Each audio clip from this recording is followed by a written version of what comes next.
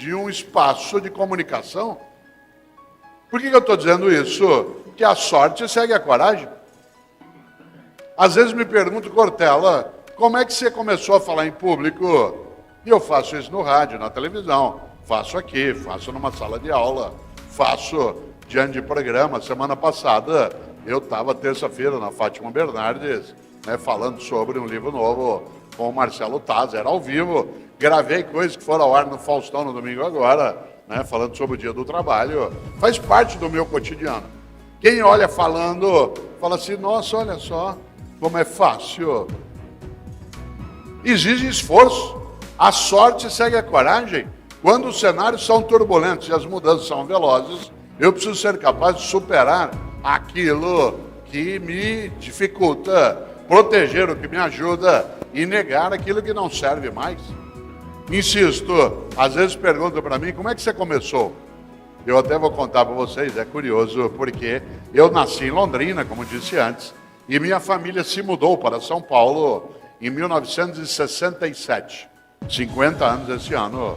No final do ano, dia 27 de dezembro de 1967, minha família é de formação católica, e mudamos numa sexta-feira, e no domingo fomos todos juntos à igreja assistir a missa do domingo na Rua Maranhão, próximo ao lugar onde a gente tinha mudado. E eu, caipira de Londrina, sentei bem no primeiro banco. Cidade grande, lugar novo, quero ver como é que é. Olha que coincidência boa. 1967 é quando a Igreja Católica, quem tem mais idade aqui se lembra, começou a modificar o culto católico. Até 1967, quem aqui é mais idoso se lembra, a missa era com o padre de costas, em latim. Quem aqui é mais jovem nem imagina, mas a missa toda o padre ficava de costas. E a missa era em latim, ele falava em latim, e o povo, sem entender nada, respondia em latim. É interessante, porque a partir de 1967, o Concílio Vaticano II orientou a que a missa fosse no idioma nacional, no nosso caso português, e com o sacerdote de frente para o povo. Com uma outra mudança. Antes, no altar, só podia estar o sacerdote ou o coroinha. Em 1967 para 68, o culto dos católicos começou a chamar ao altar leigos para fazerem leituras. Eu sentei no primeiro banco no dia 29 de dezembro. O padre começa a missa dizendo, eu tinha 13 anos de idade. O padre começa a missa dizendo, a partir de hoje, em função das orientações do Vaticano, haverá a presença também de um leigo na missa, fazendo uma leitura. E vamos começar hoje. Menino,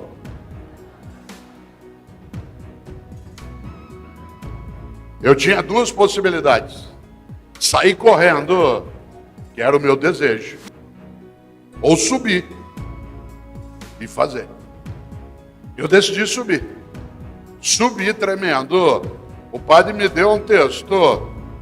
Para o meu azar era uma carta de Paulo aos Tessalonicenses. Já tropecei aí e comecei a ler e fiz uma bobagem danada. Fiquei segurando o papel com a leitura. E quando você está nervoso, ele treme. Quanto mais ele tremia, mais eu tremia. Quando eu terminei, eu desci. Nem lembro direito o que eu li aquele dia. No domingo seguinte, eu fui à missa, sentei lá no fundo, lógico. O padre começou a missa e falou, bom, como nós temos feito a semana toda, a partir, desse ano, haverá sempre a presença de um leigo na leitura. Menino, você que leu domingo passado. Aí eu vim.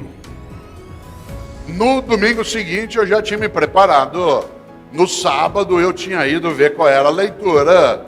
No outro domingo, eu estava gostando. No quinto domingo, eu sentava aqui na frente, pronto para ele me chamar. Depois eu comecei a ler na missa das 8, das 9, das 10, das 11, do meio-dia. E faz 42 anos que eu sou professor. Mas olha que sorte ter o Cortella. Claro que não. A sorte segue a coragem. Você pensa que é fácil? Precisa coragem para fazer parte de uma cooperativa. Precisa muita coragem. Num Brasil ainda dominado por um tipo exclusivo de banco para abrir o crédito rural. Mas essa coragem tem que ser preparada, tem que ser organizada, tem que ser estruturada. Obrigado. Tem que ser uma coragem que a gente seja capaz de dar a ela competência. Por isso, eu queria lembrar algo. Os cenários são turbulentos e as mudanças são velozes. Qual é o pior perigo no mundo de mudança? Você achar que já está pronto. Achar que já sabe. Pode deixar. Para mim, eu já sei o que eu quero. Cuidado. A coisa mais perigosa no mundo de mudança é ficar velho. Envelhecer a cabeça, a prática, o negócio. Olha que coisa. Eu tenho um livro chamado Não Nascemos Prontos. Aliás, é um livro contra uma ideia que circula por aí, que diz que uma pessoa, quanto mais ela vive, mais velha ela fica. Isso é uma bobagem. Para que alguém, quanto mais vivesse, mais velho ficasse, teria que ter nascido pronto e ir se gastando. Isso não acontece com gente. Acontece com fogão, sapato, geladeira, trator. Nasce pronto e vai se gastando. Gente nasce não pronta e vai se fazendo. Eu, Cortella, em 2017, sou a minha mais nova edição. Revista um pouco ampliada, mas a minha mais nova edição. Eu não nasci pronto e vim me gastando, eu nasci não pronto e vim me fazendo. Em 2017, eu sou um novo Cortella. Não sou inédito. Que parte do que eu sou eu trouxe da minha história, mas eu não sou mais o mesmo. Nesse sentido, o livro se chama Não Nascemos Prontos. E quem faz o prefácio é o André, meu filho que tem mais idade, que tem 40 anos. E, aliás, ele tenta no prefácio uma coisa curiosa. Ele escreve isso. Ele tenta explicar no prefácio o que é ser filho de filósofo. Porque quando ele era criança, os amigos falam, o que teu pai faz? Ah, meu pai é filósofo. Ah, o que teu pai faz? E ele tenta explicar isso no prefácio. O André tem hoje 40 anos, mas quando ele tinha 18 anos, um dia ele estava fechado em casa, no quarto dele, ouvindo rap. Eu gosto de rap, mas não é qualquer rap que eu gosto. E eu sou filho de italiano, eu estava na sala ouvindo ópera. Eu gosto de ópera, mas não é qualquer ópera que eu gosto. Música boa para mim é aquela que me emociona. Se ela me emocionar, ela é boa. Tanto faz qual é a música. Quem aqui gosta de ópera sabe que ópera a gente ouve um pouquinho mais alto. O André saiu do quarto dele injuriado por causa da altura da música e veio até a sala para me dar uma bronca por causa da altura. Aliás, hoje ele gosta de ópera, na época não. E ele saiu de lá e veio até a sala. Aliás, eu estava ouvindo uma área do Puccini chamada Mio Babino Caro, meu papaizinho querido, que é uma área estupenda. Quem gosta de ópera sabe, ela é para soprano, não dá para eu cantar aqui, pelo óbvio, eu não sou. Foi gravado um dia por Maria Callas. É magnífico, eu até dou risada, porque tem gente que põe essa área na igreja, em cerimônia de casamento, na hora da bênção das alianças, e sempre eu dou risada, porque ou a pessoa não entende de ópera, ela entende muito de casamento, que a área fala de uma menina que vai se matar. Esse é o conteúdo da música. E a pessoa põe no casamento. Você sabe que a coisa mais perigosa que existe no mundo é incompetente com iniciativa. Incompetente com iniciativa é um perigo num centro cirúrgico, numa cooperativa, numa churrasqueira. E eu ouvindo lá Mio Babino Caro, aliás, acho que eu tenho. Você conhece? Desculpe se alguém aqui colocou já no próprio casamento, pode até ter acontecido, entendeu?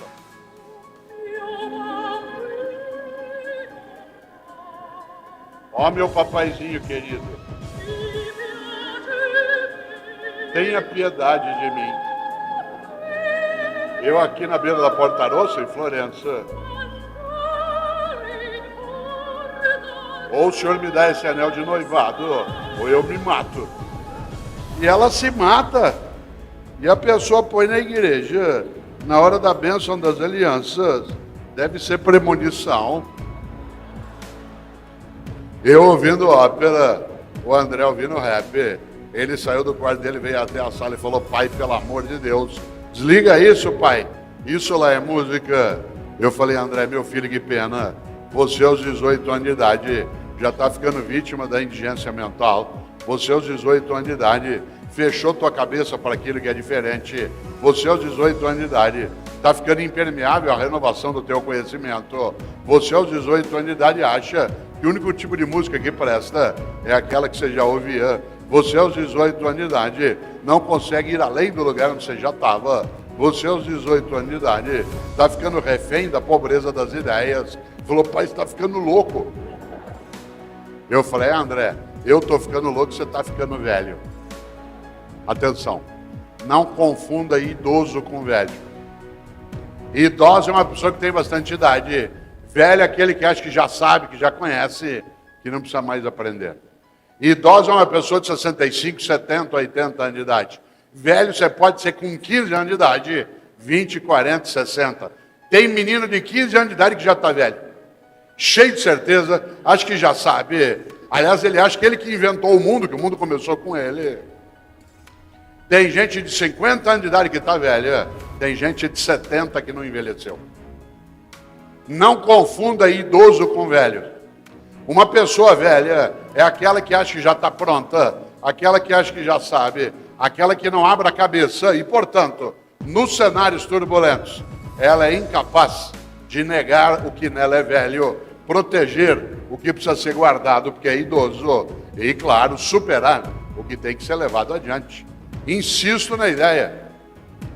Há muitas pessoas aqui que são da área de educação escolar, são colegas meus, professoras e professores. Cuidado, eu sempre digo, você professora jovem, que acabou de entrar na docência, que começou a dar aula 1 ano, 2, te dou um conselho, na escola, afaste de professora velha.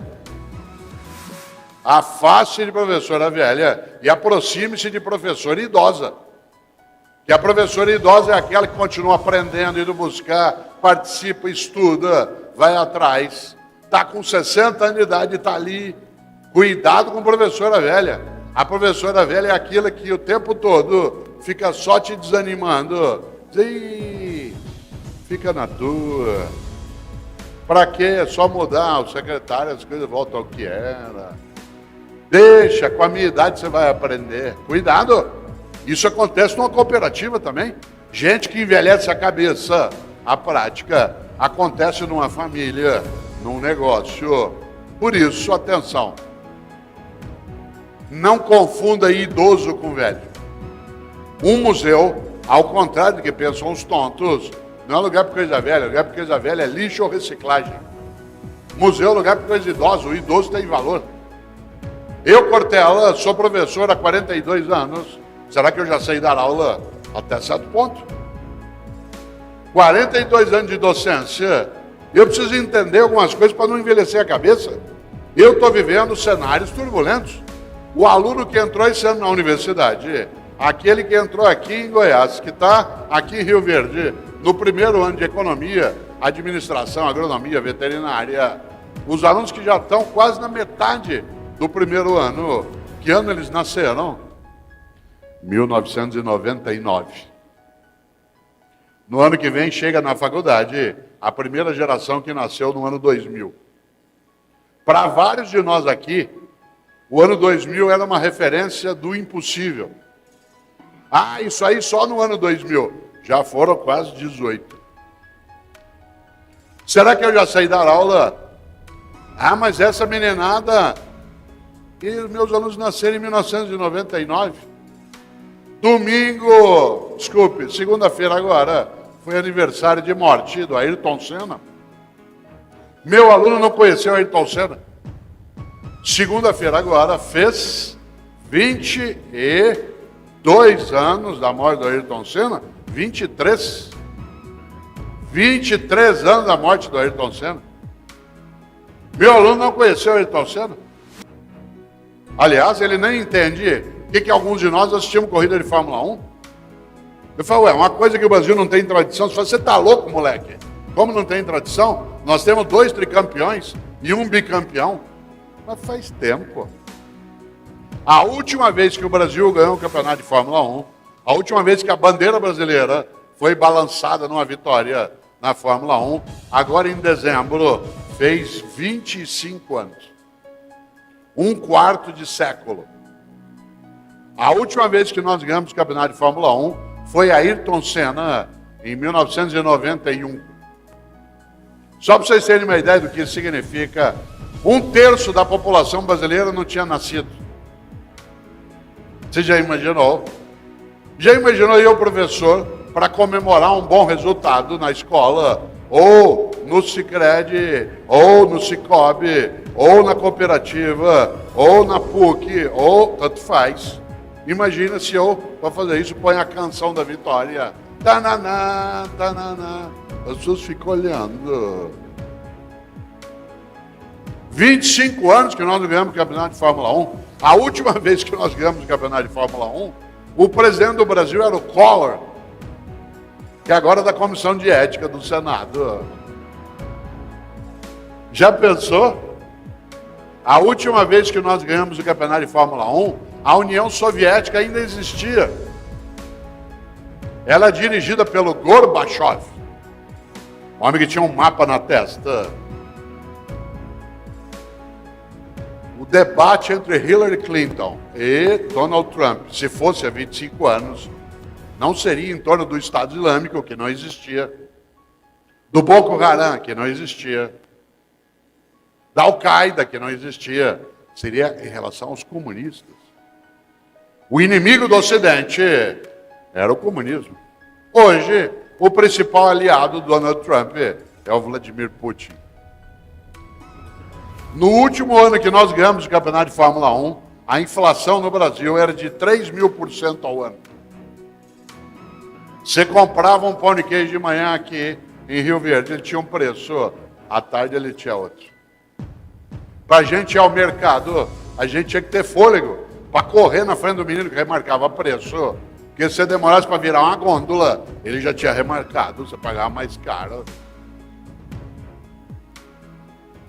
Vou contar uma coisa que você que é jovem não imagina. A última vez que nós ganhamos o campeonato de Fórmula 1, não havia carro importado no Brasil. Os primeiros carros importados chegaram aqui em 1993. Carros russos. Lada. Quem comprou aqui tem até hoje. Porque aquilo é invendável e imprestável. Serve para o cachorro dormir em dia de chuva. Você diz, ué, e eu com isso? Cuidado. Segunda-feira agora a gente lembrou a morte do Ayrton Senna. Mas quem lembrou? Uma parte. Eu não posso de maneira alguma esquecer que o mundo muda e muda com velocidade. Por exemplo, meu aluno não conheceu os Mamonas Assassinas. Aquele grupo que tanto encantou os nossos domingos. Aquelas músicas altamente espiritualizadas. Aquele fervor religioso. Agora, no dia 2 de março, fez 21 anos da morte dos Mamonas Assassinas. 21 anos. Você estava em casa no domingo à tarde vendo Faustão e chegou a notícia que o avião deles tinha caído ali em Atibaia. Meu aluno não sabe, eu falei porque os Mamonas Assassinos. Eu falei, Mamonas o quê, professor?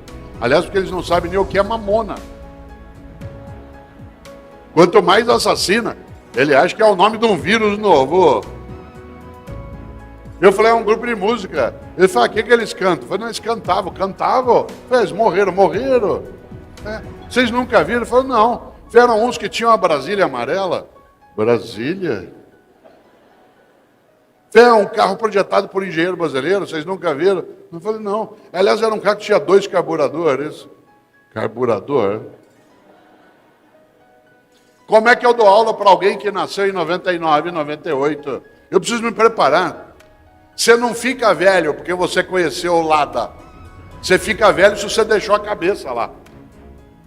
Você não fica velho porque você conheceu os Mamonas. Você pode ser só idoso ou idosa. Você fica velho se você deixou a cabeça lá. Quando eu conto para os meus alunos que Ayrton Senna não conheceu o celular em alta escala.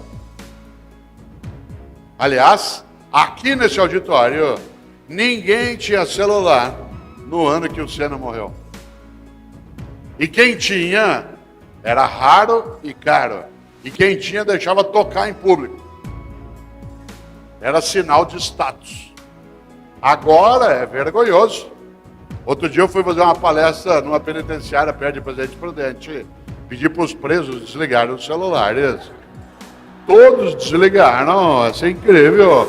Pessoal gentil. Senna não conheceu o celular em alta escala.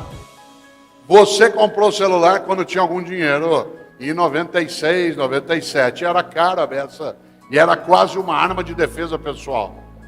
Você conseguia trocar o pneu do carro, escorando com a bateria dele. Atenção, em 20 anos ele fez zuf. Esse que está aqui na minha mão agora, manda e-mail, recebe e-mail, tem 6 mil músicas, grava foto, grava filme, ele tem GPS, tem cotação da bolsa, ele indica a temperatura, ele mostra o meu batimento cardíaco e, se eu precisar, faz ligação. Você está rindo? Meu aluno não usa isso para falar, ele usa para escrever. A mudança foi tão veloz que eles reinventaram o telégrafo. Quer falar com teu filho agora? Liga para ele, ele não responde. Manda uma mensagem, ele responde. Aliás, você sabe quando alguém é idoso, que ele está com isso no ouvido. Ninguém com menos de 20 anos de idade põe isso no ouvido. Põe no ouvido é idoso. Meu aluno não põe isso no ouvido, nem teu filho. E na hora de escrever, ainda escreve com um único dedo. Ou com 2. Há 20 anos, se você escrevesse com um dedo só, você era mandado embora da empresa. Agora ele escreve com um único dedo. E a gente não consegue. Gente com mais idade como eu tem que segurar com uma mão, fazer com a outra. Até de costas, parece uma galinha balançando. Claro. O mundo muda e muda com velocidade. Meu aluno não imagina que Ayrton Senna não conheceu internet. A internet no Brasil é de 1995. Olha só, a internet mudou o mundo, mudou o negócio, mudou a política, mudou a escola. Sou eu um professor, estou dando uma aula agora e digo, classe, hoje é aniversário de morte de Mário Quintana, poeta gaúcho nascido em Alegrete, e morreu no dia 5 de maio de 1994. Com 87 anos. Será que isso que eu estou falando é verdade? Há 30 anos, como é que você saberia se era verdade isso que eu estou falando? Você tinha que esperar acabar a aula, ir até uma enciclopédia Barça, Mirador, conhecer. Ela tinha que estar atualizada. Hoje, mal eu acabei de falar, você já confere no teu celular se eu estou falando a verdade. A nossa competência ficou mais precária. Mudou o negócio, mudou a medicina, mudou a cooperativa, mudou a política. Nosso país só está cavando o pulso que apodrece parte da nossa decência e tentando arrancar o pulso que fede dentro da patifaria por conta do mundo digital. Porque hoje você deixa rastro em todo lugar. Onde você vai? De quem é esse dinheiro? Não sei. Ué, mas tá no teu nome. Nossa, nem tinha notado. Mas tem 5 milhões aqui. Eu não tiro extrato. Você deixa rastro. Professor, o senhor está frequentando site pornográfico? Eu? Imagina. Jamais. Ué, mas o protocolo da internet é o teu IP. Às vezes eu entro para ver o que meus alunos estão assistindo. O Brasil hoje ferve no sentido da decência ser procurada, porque não há cura sem febre. Só há aquilo que temos, que é o escancarar a canalice, que resulta às vezes da nossa distração, outras vezes da nossa omissão, muitas vezes da nossa cumplicidade. Nós só temos isso que vem à tona, com o julgamento sendo transmitido pela internet, com sessões do Supremo na televisão. Nenhum país do mundo faz isso. Por conta do mundo digital, que coloca as coisas às claras. Essa semana, a Câmara de Vereadores da cidade do Recife reajustou o próprio Vale Alimentação, só dos vereadores. Rapidamente, as pessoas se organizaram pela internet para fazer um protesto. E eles recuaram. Claro, o mundo digital aumentou essa condição. Se você observa, a internet mudou o jeito de fazer política. Claro, é só você lembrar, nosso país mudou. Você pode olhar a cada 10 minutos e ver novas coisas. O jornal impresso, que é uma coisa que eu gosto, e muitos aqui também, quando você o pega de manhã, você sabe que ele já está atualizado, que ele está com notícias de ontem. O jornal que você pega está com notícias de ontem. Serve para a gente adensar, refletir. Mas se você quiser saber do agora, você tem que olhar na internet.